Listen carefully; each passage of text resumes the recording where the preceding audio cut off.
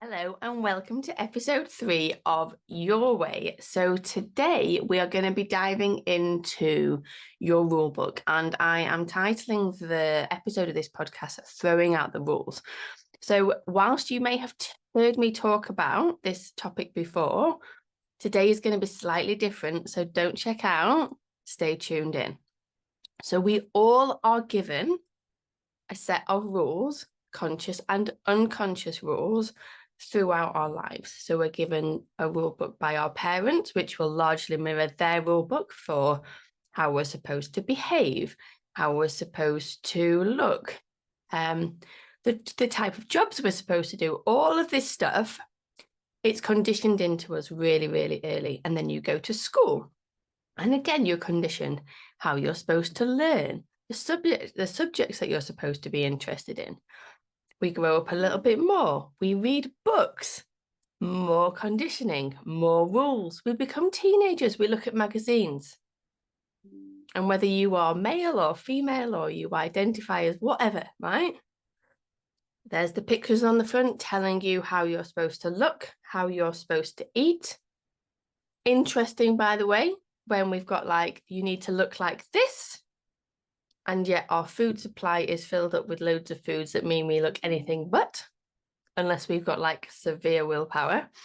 And so we have all of these rules. And so we become adults, not even necessarily aware of the fact that we're going through our day to day with this like absolute strict ass regimen of what we're supposed to do, how we're supposed to behave. And this can even filter into ostensibly good and healthy practices, like we must meditate every day, we must get out in nature every day, we must eat this amount of fruit and veg or different kinds of phytonutrients and foods in order to fully protect our gut microbiome. And so we've got all of this stuff coming at us all of the time that just adds on to an already full plate of mental load. And for the vast majority of people listening to this podcast, because you will be similar to me, what you actually need in your life is less rules, less regimen. You haven't got a problem with getting stuff done. You are the doers of this world, right? And so your goals, your aims, your work is to slow down, push less, have less rules. But what is often happening is you do this work around identifying your rule book, seeing what's there, seeing how your week's mapped out, seeing what you need to do differently. And you can see the rules, you can see the behaviors that aren't serving you. There's stuff like, you must put everybody else before you. You can't eat certain foods. You need to do a certain amount of exercise. You need to make sure you're at your desk for certain amounts of time a day.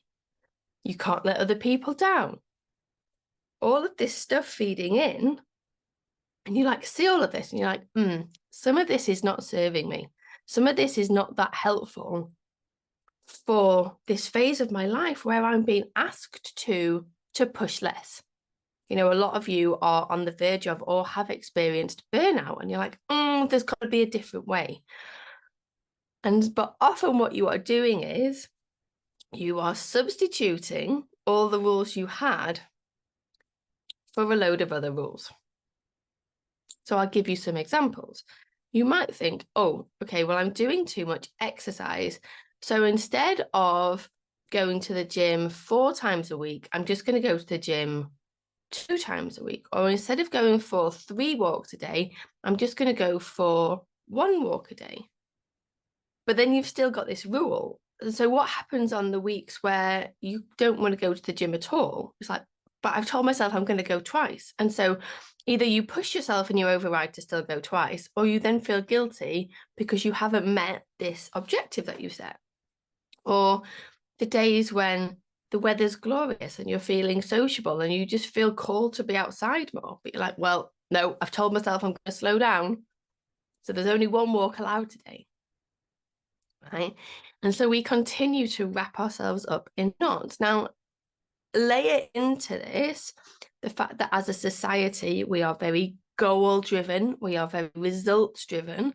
And so there's an awful lot of stuff around setting goals and achieving goals.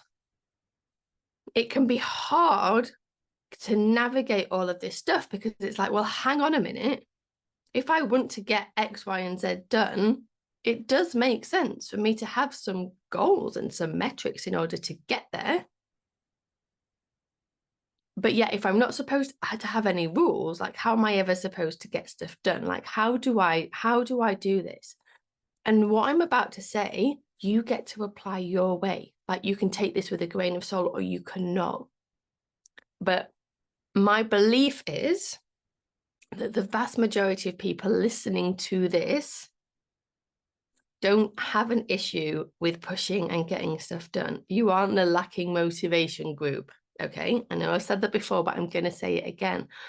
And my invitation is that what is actually needed in all of this is a softening and a leaning into self-trust and going with what feels good for you down here in the moment.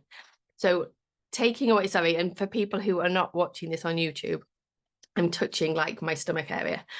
So rather than being really focused in on what the brain wants and what those protective parts are telling you need to do, or you won't be valuable, or you won't be worthy, or your big dreams won't come true, it's really just trusting and sensing into what feels good for me to do today, trusting that you will get what needs to be done, and understanding that you may plan out a day where you're going to do 10 million different things. And then you wake up in the morning, maybe you've had a bit of a rubbish sleep and you're like, I don't feel like it today.